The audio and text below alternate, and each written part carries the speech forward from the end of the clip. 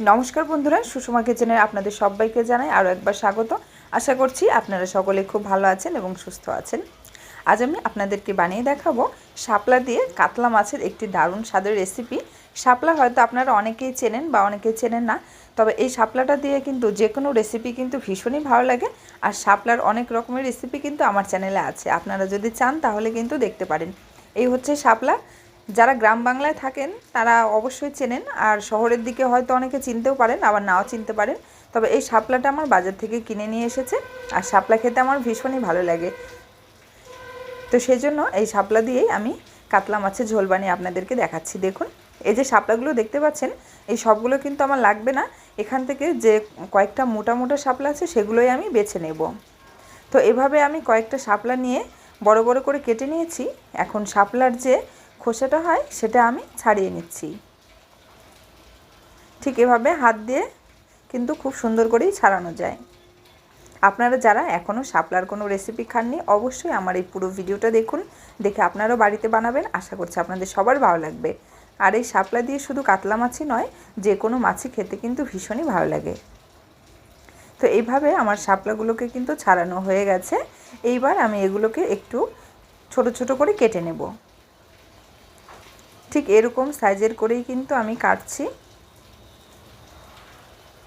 যেরকম সাইজের আমি আলুটা রাখবো ঠিক সেইভাবেই কিন্তু শাপলাগুলোকে কেটে নিতে হবে। ঠিক এভাবে করে আমি সবগুলো শাপলা কেটে নিচ্ছি।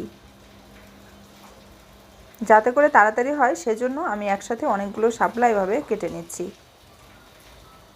তো দেখুন সবগুলো শাপলা কাটা হয়ে গেছে। এবার এগুলোকে খুব ভালো করে আমি ধুয়ে রেখে দেব। আর এর মধ্যে আমি দিয়ে দেব দুটো আলু। এই রেসিপিতে আলুটা কিন্তু দিতেই হবে, কারণ শুধু শাপলা দিয়ে কিন্তু খেতে অতটা ভালো লাগবে না। এর সাথে যদি আলু মিশিয়ে দেন তাহলে কিন্তু খেতে ভীষণই ভালো লাগবে।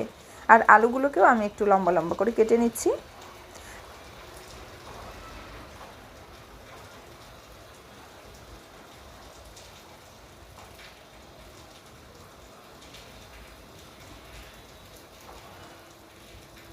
ঠিক এভাবে আলুগুলোকে আমি কেটে নিচ্ছি।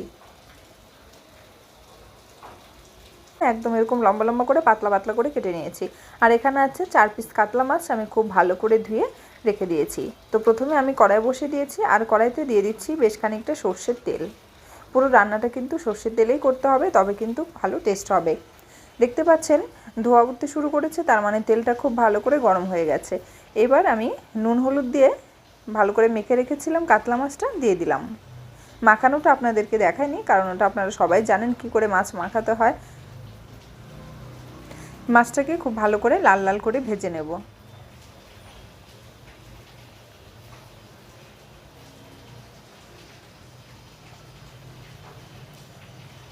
শাপলার পকোড়া কিন্তু আমার চ্যানেলে দেওয়া আছে, আপনারা যদি চান তাহলে কিন্তু আমার প্লেলিস্টে গিয়ে দেখে নিতে পারেন। তো দেখুন মাছগুলো কিন্তু আমার উল্টে পাল্টে খুব ভালো করে লাল লাল করে ভাজা হয়ে গেছে, তুলে নিয়েছি। ওই তেলের মধ্যে ফোড়ন দিয়ে দিচ্ছি সাদা জিরে তেজপাতা। ফোড়নটা একটু লাল লাল হয়ে গেলেই ওর মধ্যে আমি দিয়ে দেব আলু।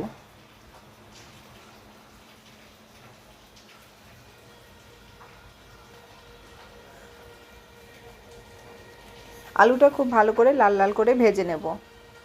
আর এদিকে আমি শাপলার মধ্যে কিছুটা লবণ মাখিয়ে রেখে দিচ্ছি, যাতে করে শাপলার মধ্যে যে এক্সট্রা জলটা থাকে সেই জলটা কিন্তু লবণ দিলে পরে বেরিয়ে যায়। তো এবার আমি আলুর মধ্যে দিয়ে দিচ্ছি স্বাদ মতো লবণ আর হলুদ। এখানে দিয়ে দিচ্ছি লঙ্কা বাটা। এখানে আমি 4-5টা কাঁচা লঙ্কা আর শুকনো লঙ্কা একসাথে আমি বেটে নিয়েছি। মিডিয়াম ঝাল আমি করছি, আপনারা যে যেরকম ঝাল খেতে পছন্দ করেন সেরকমই কিন্তু দেবেন। তবে এই রেসিপিতে ঝাল একেবারেই কম হলে কিন্তু ভালো লাগে না। তো আলুটা খুব ভালো করে আমি কষিয়ে নিয়েছি। দেখুন একদম লাল লাল করে কষানো হয়ে গেছে। এবার আমি দিয়ে দিচ্ছি সামান্য একটুখানি গরম জল। মানে খুব বেশি গরম আমি করিনি, হালকা গরম জল আমি দিয়ে দিলাম। তো ঝোলটা ফুটতে শুরু করেছে। এবার আমি একটা ঢাকা দিয়ে ঝোলটাকে হতে দেবো প্রায় 15 মিনিট মতো। আর এই সময় গ্যাসের ফ্লেমটা আমি মিডিয়ামে রেখেছিলাম। তো 15 মিনিট পর আমি ঢাকা খুলে দিয়েছি। দেখুন ততক্ষণে কিন্তু ঝোলটা অনেকটাও কমে গেছে। এবার আমি যে লবণ দিয়ে মেখে রেখেছিলাম শাপলা, সেই শাপলাগুলোকে কিন্তু দিয়ে দিচ্ছি।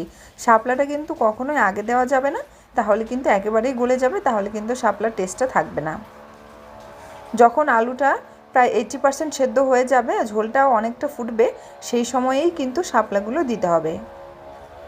আর শাপলাটা দেওয়ার পরে একটু নাড়াচাড়া করে নিয়েই আমি ভাজা মাছগুলো দিয়ে দিলাম। এবার আমি 5 মিনিট মতো ফুটিয়ে নেব, কারণ শাপলা দিয়ে কিন্তু খুব বেশি ফোটাতে হয় না, একদম রেসিপিটি হওয়ার ঠিক কিছুক্ষণ আগেই কিন্তু 5 মিনিট আগে শাপলাটা দিয়ে নিতে হয়। তো এবার আমি দিয়ে দিলাম ধনে গুঁড়ো আর মৌরি গুঁড়ো, একসাথে আমি গুঁড়ো করে নিয়েছিলাম। ধনে, মৌরি, তেজপাতা একসাথে শুকনো খোলায় ভেজে আমি গুঁড়ো করে নিয়েছি, সেটা আমি আগে দিয়ে দিলাম। এবার আমি দিয়ে দিচ্ছি জিরে গুঁড়ো, এর মধ্যেও ধনে, মৌরি, শুকনো লঙ্কা, তেজপাতা এসবই আছে। তো দেখুন আমার রেসিপি কিন্তু একদম রেডি হয়ে গেছে, আর শাপলাটাও কিন্তু সেদ্ধ হয়ে গেছে। একেবারে বেশি সেদ্ধ করে কিন্তু ফেলা যাবে না, ঠিক এইরকমই 80% মতো সেদ্ধ হয়ে যাবে, সেই সময় কিন্তু নামিয়ে নিতে হবে। আর অবশ্যই আপনারা লবণটাও চেক করে নেবেন।